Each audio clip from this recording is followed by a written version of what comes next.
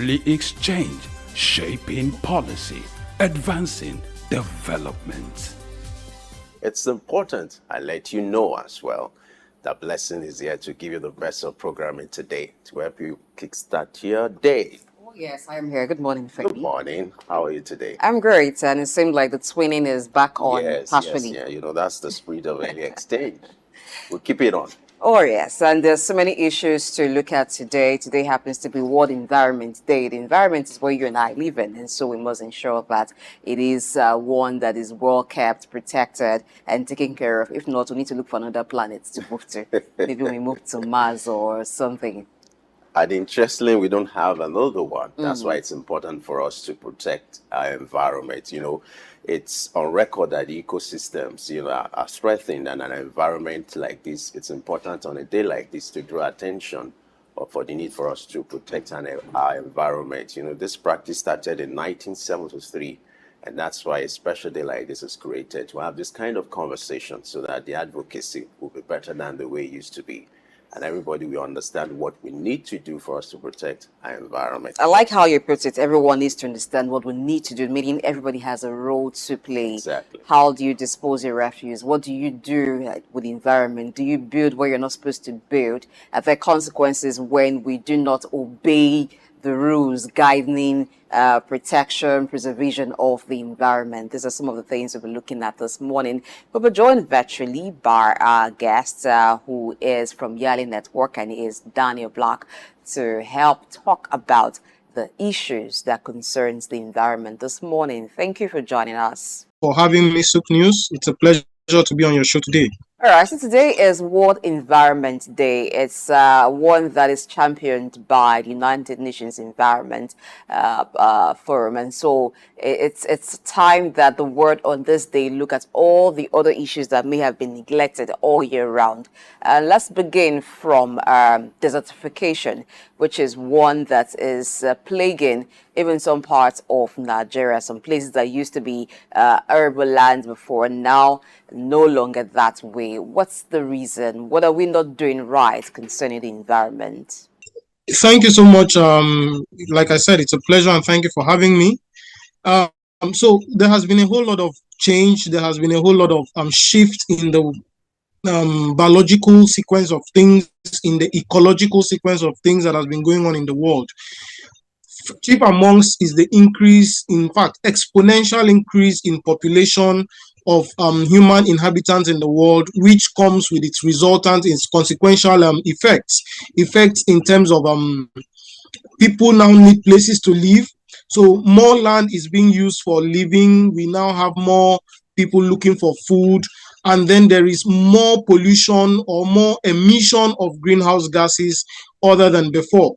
And these things have a way of causing extinction, because the way the world was created, every biological component of the world had a role to play to keep a balance. But unfortunately, due to human activities and increased human activities, let me put it that way, we have created some form of imbalance in the ecological system of things. And then we are now feeling the effect of that imbalance. And it is a trend that, as researchers, as scientists have seen, that will continue, except there is an intentional activity, there's an intentional, there are intentional actions being done to ensure that this imbalance is corrected as soon as possible, or at least reduced to the barest minimum. So basically, today is a day that is commemorating the activities, the intentionality of restoring that imbalance, of restoring the environmental and ecological balance that made the earth a habitable place. It's very essential that we commemorate today, because with the myriads of different things affecting and then being issues in the world today, it's important that there's an intentional remembrance, commemoration, and highlighting of these activities to bring to the consciousness of all the key players, bring to the consciousness of major stakeholders and contributors to this imbalance. So that's why we are here today. And the whole issue of desertification, flooding, and everything you've seen, like I've mentioned, is simply in the most simplistic form of explanation, is due to the imbalance created by these human activities. All right, glad to have you join us once again. Record that all over the world, the ecosystems are threatened, from farmlands to forests to dry land, even to lakes. But I want you to give us a picture of how severe the situations are. And how do we take advantage of a day like this to draw attention to the need to protect our ecosystem? Yeah, thank you so much. And that question is actually quite important, because we have people arguing that there are in this climate, that's Africa and Nigeria specifically, we should not be bothered about these things. That in fact we are not major contributors to this effect. But I usually beg to differ. Now, in the Western world, where there has been advanced industrial activities, advanced exploration, and more advanced emissions of most of these greenhouse gases, the effect is real, and they are feeling it at a deeper and higher intensity. We've been hearing cases of forest fires. We've been hearing cases of floods. We've been hearing cases of volcanoes.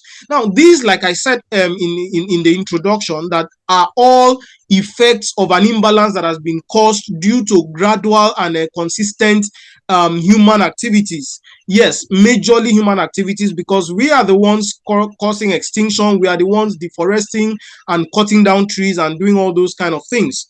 So it is really bad.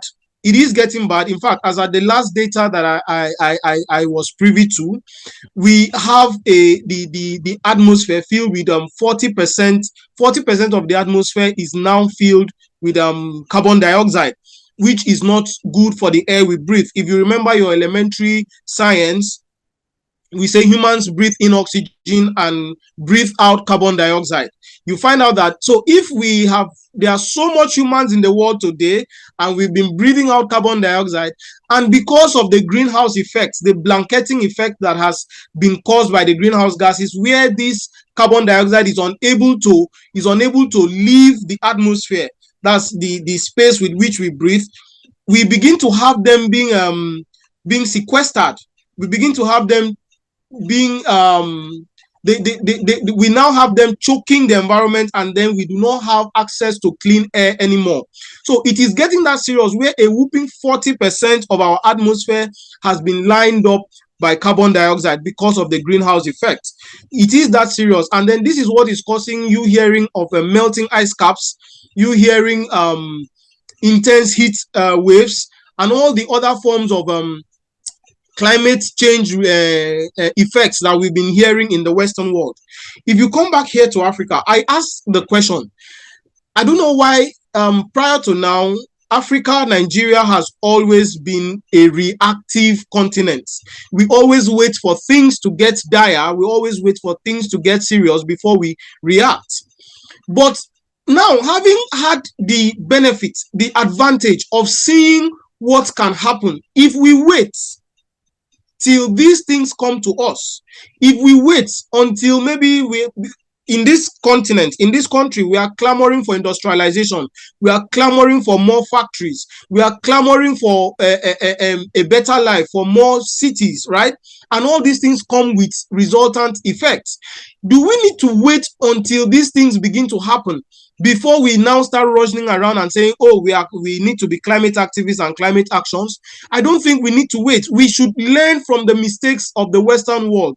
We should learn from the results that we are seeing happening in the Western world, and begin to take mediating remedies, remedial actions that will ensure we do not get to that stage. You know, in Africa today, in fact, in Nigeria today, it's a no-brainer. So many estates are coming up board. Different trees, different green areas are being displaced to make way for buildings, to make way for roads, to make way for housing and other infrastructure. And you get to know that these things that are being displaced, there is no intentional replacement. And like I had stated, these things have their role to play in the ecological balance of the world. So In Africa, we are slowly getting there. In Africa, in Nigeria, you and I have been witnessing the intense heat waves that has been coming. They have not been extreme as we've heard in the Western world, but we have witnessed an increase in the heat waves. We have also witnessed a drastic change in the weather pattern in terms of rainfall. There has been reduced rainfall that has been happening over the years. If you look at the recent projections of the Nigerian Meteorological Agency, you will find a gradual decrease in the expected rainfall.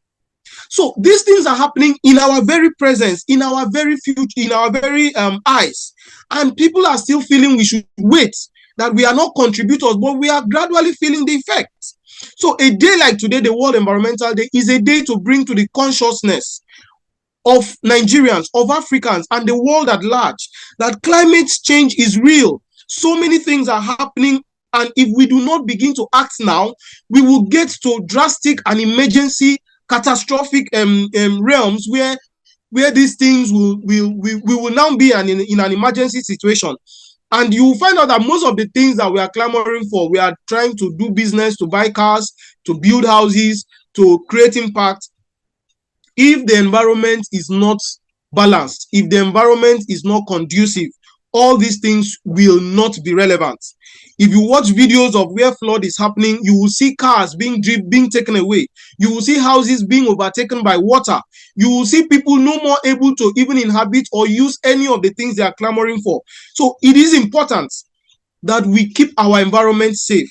We keep our world safe to be able to even enjoy the benefits of all the struggles and the efforts we are putting into the world today. Thank you. All right, let me take you back to some of the things that you've talked about, which is air quality index. And you said Africa is gradually getting there. Now, let's talk about Nigeria in terms of air quality index. Now, currently, the air quality index for Lagos, Nigeria is put at moderate. And that's not very good for a country and for a continent where we would say that the contribution to global warming in terms of gas emission, carbon emission is low. What are some of the practices that has resulted in very high air pollution and giving damage to the environment? Some of the practices that may not mean much to the average person. Thank you for this, the last phrase you just used, practices that may not mean much to the average person. And chief amongst those practices, chief amongst them is deforestation. And deforestation may be a very big word, but cutting down of trees.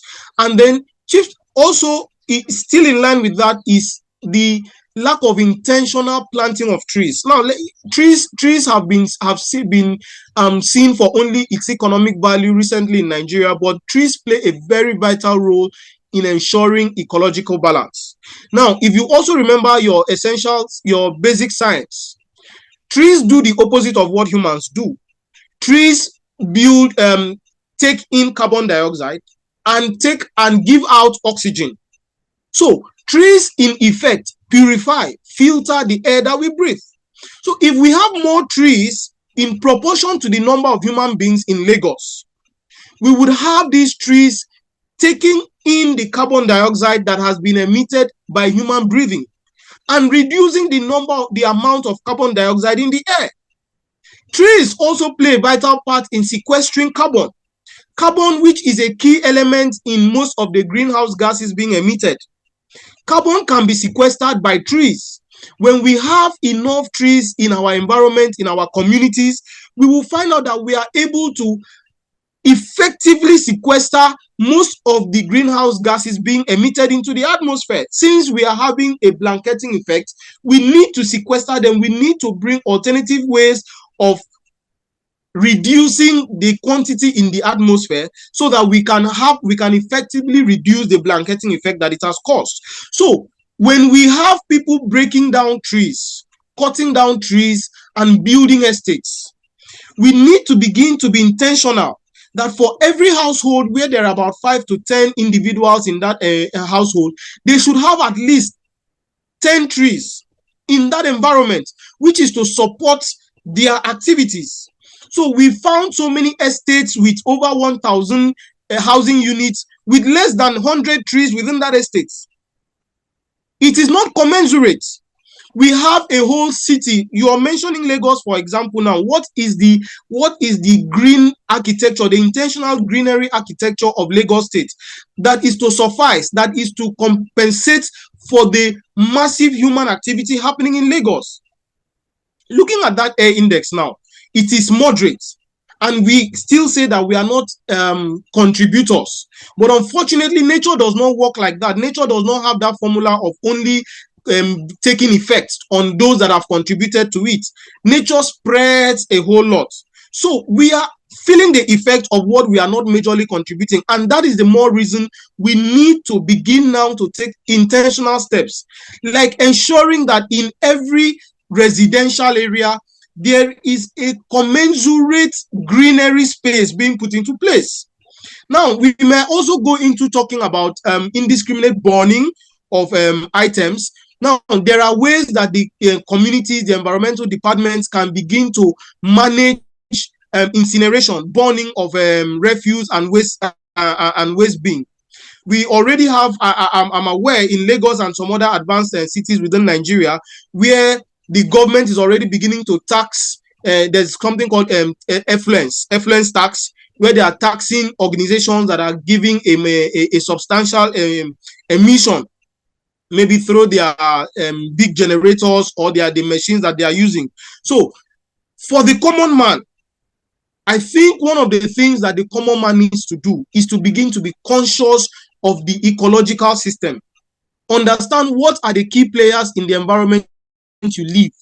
In Port Harcourt last year, in Rivers State last year, we heard about black soot filling up the space because of emissions. And what has been the intentional actions that has been done to ensure that that black soot does not reoccur? And then those black soot, the physical black soot that we were seeing was just the physical residue. What about the gases that have been released into the air? So to answer your question directly, I think the common man should begin to be intentional in the green spaces around his house. We are not just talking about planting for food. We are talking about planting to compensate the air usage of the human activities. Thank you. All right, interesting. Now let's look at the theme for today, the theme for this year's celebration, which is Our Land, Our Future. Now, you're aware that land restoration is one of the key pillars for as far as UN ecosystem plans are concerned. But let's look at this land restoration. According to statistics provided by the UN, 40% of the land in the planet is degraded already. Now, how do we achieve a situation where we have proper restoration? And I want us to look at some of the factors contending with land restoration in Africa, and what will be the starting point if we're going to achieve land restoration. You see, when you bring the concept of land restoration, it first and foremost or majorly falls on government policies and the political will of government to enforce these policies. Because it is only government that will be able to institute policies that guide activities, human activities around land use, around land implementation and utilization. Now, degradation is in many ways, aside natural occurrences like flood, earthquakes, and all these others, which are in quotes alien. Okay, no, flood is not alien to Nigeria. Earthquake for now is alien to Nigeria. But aside those natural activities, we also have instances of land pollution from waste disposal. We also have instances of desertification. We have instances of a whole lot of instances where degradation comes into place. And like I said, government policies will play a vital and key role in ensuring that we are able to streamline the activities bordering the activities around usage of these lands. So what are the guidelines when a community decides to designate a particular land space for waste disposal? Are there intentional environmental and reclamation guidelines, or we just pick a place and begin to assign as our as a location for dumping waste? Why is that location being? What are the guidelines for suitability of that location to be used for dumping waste? We need to be very intentional about this. Government needs to go out, bring in the experts, and do a proper needs analysis, do a proper assessment, and then bring out realistic policies. I do not mean bringing in policies from the Western world, which most times are in direct opposition or direct reverse of what is obtainable here in Africa and in our country. So we need practical and relatable policies and implementable policies. Yes, I need to use that word, implementable policies around the Land Use Act, around the land implementation or in Nigeria. When estates are being unveiled, do we stick to the purpose of buildings, or do we have buildings? People apply for land to building permits to build a school, and before you know, you're seeing estates, you're seeing other uses. So land restoration is very key, because, like, you know, that is the surface of the earth. That is where we all, in fact, that is the basis, the genesis of our of this planet. So it is important that we begin to take intentional steps, and like I said, the onus lies on government. First and foremost, bringing out relatable and country-specific policies, and then we now go a step further into the key players, being the real estate, being the waste management agencies, various parastatals, various private individuals, on how they can be part of implementing these land restoration activities. They need to see the benefits. There has to be a win-win situation where private individuals, private businesses can intentionally participate and contribute to land restoration activities within a country. But currently, we do not, or to the best of my knowledge, Nigeria does not have those intentional incentives for private individuals, for private organizations to be part of these land restoration acts. So it is on the basis of things like this that we at YALI Network Nigeria, we are implementing as our own part of contribution to environmental conservation, land restoration. We are implementing our 1 million tree project. You see, that 1 million tree project is aimed at inspiring young people. We want young people to begin to plant trees. Trees have a way of holding strong, I'm trying to look for a simplistic word to use now. By the time you plant trees and their roots are set in the soil, are set in the ground, they have a way of tightening, holding together our soil and reducing its ability, or no, not ability now, reducing its potential to be eroded away, reducing its potential for that land to become barren. So we are doing a 1 million tree project where we do not want to plant trees. We want to encourage young people in Nigeria. We want to tell them, why do you need to plant trees? We want 1 million young people to inculcate the habit of planting trees and understanding that it is beneficial for their own communities. It is useful not just for fruit, not just for food, not just for aesthetics, but also for ecological balance, which is part of land restoration, ensuring that our soils are strong, are nutritious, and are available for the right use. All right, let's talk about land degradation, because drought is something that one may not have control over. But land degradation, before it gets to the point of desertification, what needs to be done when it is noticed that land in a particular area is being degraded? What should be done to arrest it before it gets to a worse stage? Yes, so like I said, it's all boils down to policies. We need to monitor the use of lands in different places. You find factories behind their factories. They are using it as dump sites. You find different places, excavations going on indiscriminately without recourse to the benefit, the nutrition and economic benefits of that particular location. So first, in terms of land degradation, we need to monitor and ensure that there is proper land use implementation. We site industries in locations where industry should be sited. There are parameters for this. We site residential buildings where they should be sited. Now, by the time these things are cited in terms of the soil texture, in terms of soil components, there are so many factors that you bring into place before deciding the kind of implementation a land should be used. But by the time the wrong things are used in the wrong places, you begin to have issues of land degradation. There are soils that cannot hold high-rise buildings. And by the time there is prevalence of high-rise buildings going on in that environment, there is definitely degradation that will be happening in that place. We have I don't want to say the highest, I do not have data for this, but we have a large proliferation of borehole drilling going on in Nigeria. Some areas are okay for this, some areas are not okay for this. Some areas may not be able to handle the high level of borehole drilling going on.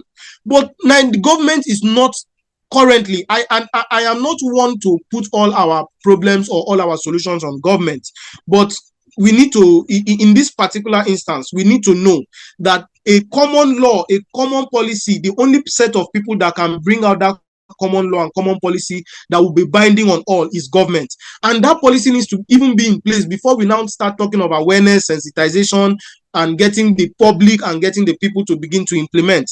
So land degradation is mostly as a result of land misuse.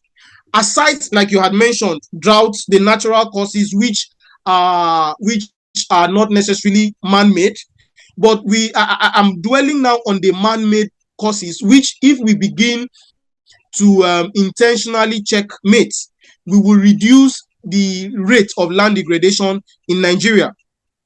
And then the signs to see when it still boils down to checking land use, because by the time government officials go for inspection, somebody says, I want to build a factory here, a factory that will be using heavy equipment, will be having cranes, will be having 12 tire trucks driving in here on a daily basis, will be doing earth vibrating machines will be used in this place, and government officials go to check the place, do an EIA, environmental impact assessment on such locations.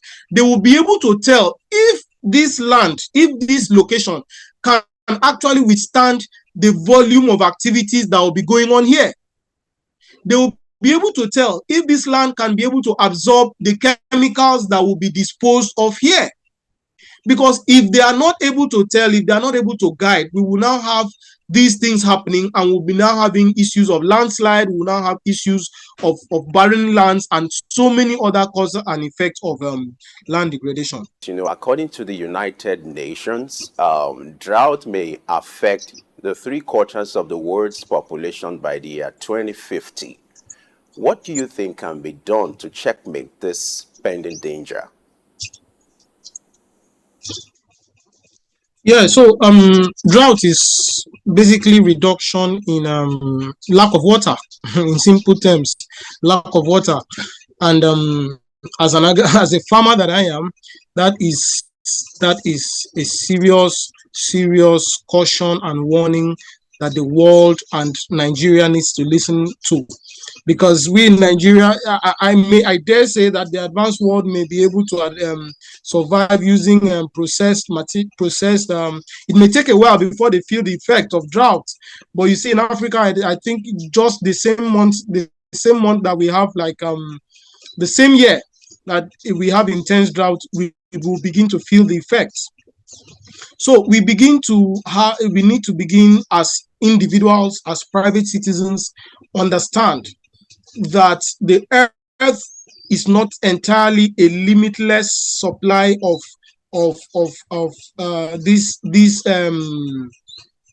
of these materials, water and everything, air and all. There needs to be a balance in usage. There needs to be an understanding. We need not to abuse. A popular balance says, when the use of a thing is not known, abuse becomes inevitable.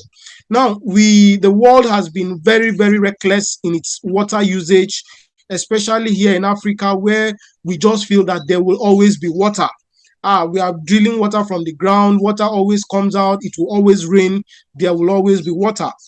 But now, like you have pointed out, in the indices that are shown, that there will be, that we are tending towards a drought that will be affecting over 3/4 of the world. That is a large percentage of the world.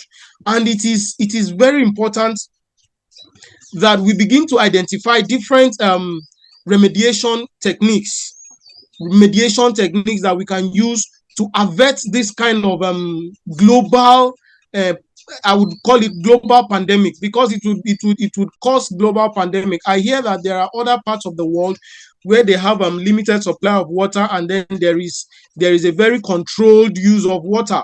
I think instead of us just hearing of such stories and sympathizing with them, we need to begin in other climes of the world, begin to implement, begin to outline water usage control. We need to begin to mitigate water wastage. We need to begin to see ways of harvesting, storing, and keeping water in the water cycle that we learned in our early science. We need to ensure that we consistently carry out good water usage habits. And this also goes into, because the whole water formation, evaporation of water into the clouds, and then condensation, and then bring back of water as rainfall, which is basically what feeds every other human being. It feeds the plants, it feeds animals and all that. We need to ensure that there is a balance. We need to go back to the balance in the ecological system to ensure that this water cycle goes back to the normal way it goes. We should ensure that the greenhouse gases being emitted are reduced effectively. And while you couldn't hear me, I was still hearing what you were saying, and your colleague in the studio had mentioned some practices that people do that are otherwise common to human beings, in terms of burning of waste, in terms of building on waterways, in terms of not following laid out policies or laid out environmental policies. And these are things that should no more be just common, should no more just be mere things to common man. She mentioned the fact that states have town planning. Yes, that's the name I was trying to get. Town planning parastatals and departments. We need to begin to strengthen them and ensure that they become focal parts of the implementation and the designing of every city. Not just designing, implementation, ensuring that there is very clear-cut follow to the guideline, to the letter. This will help us ensure that the waterways, this will help us ensure that the water cycle that we all knew back in primary school, I'm sure that most of us had to draw water cycle. It sounded simple, it sounded easy at that time, but that is a critical component of the ecological balance in the world today. So it's important that we begin to imbibe this kind of habits. We outline all these habits that we've talked about today, and they should not just be seen as common habits anymore. We should be able to make the common man understand that these habits that they are practicing, that I just burn waste in my backyard. No, is it not my building? Is it my one house that will cause flood in Nigeria? These kind of behaviors, these kind of thinkings are the things that have accumulated, and we now have a sum total of the big effects that we are seeing today. So we need to begin to know that our individual efforts, our individual contributions play a very vital role in these global effects that we are seeing today. All right, let's touch on land restoration. What's the possibility of actually restoring land? There are some land that are beyond restoration. And what should be the approach? Yeah, so the approach needs to be very, very scientific and very empirical, being that we should not just go into it because the world is talking about it. We should begin to understand our lost lands here, lands that have been lost as a result of drought. In fact, first and foremost, as a result of flood, sorry. What is the cause of this land loss? Is it by human activities? Is it nature based, and how can we reverse this? So those that we have lost due to flood, due to natural activities, how do we ensure that those natural activities are mitigated?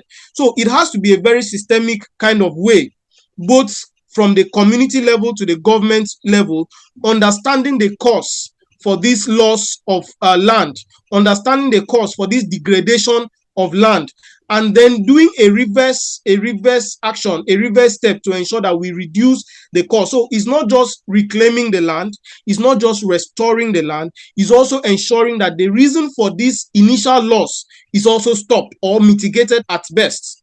So I think that is the approach that government, individuals should use. When we identify these losses, when we identify these degradations, we also identify the causes and begin to stop it at that point. All right, I think we need to leave the conversation here. We must thank you for your thoughts and your time on Early Exchange. No doubt you've done justice to this subject, and let's hope that the world will do what is needful to ensure that we have a better environment and our ecosystems are safe. Thank you so much, Danila Black. Thank you for having me, and enjoy a World Environment Day, and encouraging everyone to plant trees.